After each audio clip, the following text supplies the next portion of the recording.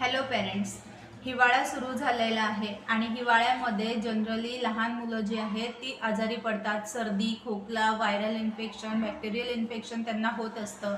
त्यामुळे आपण त्यांची जास्त काळजी घेतली पाहिजे. सर्दीमुळे लहान बाळाचे नाक बंद होते, त्यामुळे त्यांना खूप त्रास होतो, श्वास घ्यायला प्रॉब्लेम येतो आणि त्यांची खूप चिडचिड होते, बाळ खूप रडतं. अशातच काय करायचं हा प्रश्न पडलेला असतो. सर्वच पालकांचा हा प्रश्न असतो. त्यासाठी मी तुम्हाला गोष्टी सांगणार आहे. त्यापैकी कोणत्या गोष्टी तुम्ही ऑलरेडी फॉलो करत होता त्या तुम्ही मला कमेंट बॉक्समध्ये नक्की सांगा.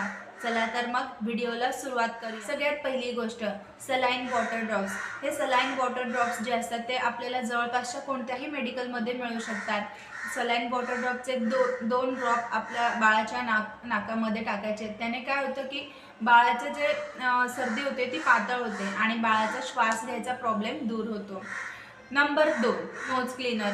आपल्याला बाळाची सर्दी जी आहे ती साफ करण्यासाठी नोज क्लीनरचा उपयोग करायचा आहे. नंबर 3, हिवाळ्यामध्ये बाळाचे रूम जे आहे ते उबदार असायला पाहिजे. त्यासाठी आपण ह्युमिडिफायरचा उपयोग करू शकतो. नंबर 4, रात्री बाळ झोपताना खूप रडतं, चिडचिड करतं, नाक बंद झाल्यामुळे बाळाला झोप लागत नाही. तेव्हा काय करायचं आहे की बाळाचं जे डोकं आहे त्याच्याखाली थोडीशी पातळ अशी उशी ठेवायची आहे, जेणेकरून बाळाचं डोकं थोडं उंचावर राहील आणि बाळाला श्वास घ्यायला सोयीस्कर होईल. नंबर 5, बाळ जर 6 महिन्यापेक्षा मोठं असेल तर बाळाला पाणी पाजायचं आहे आणि बाळाची बॉडी जी आहे ती हायड्रेटेड ठेवायची आहे.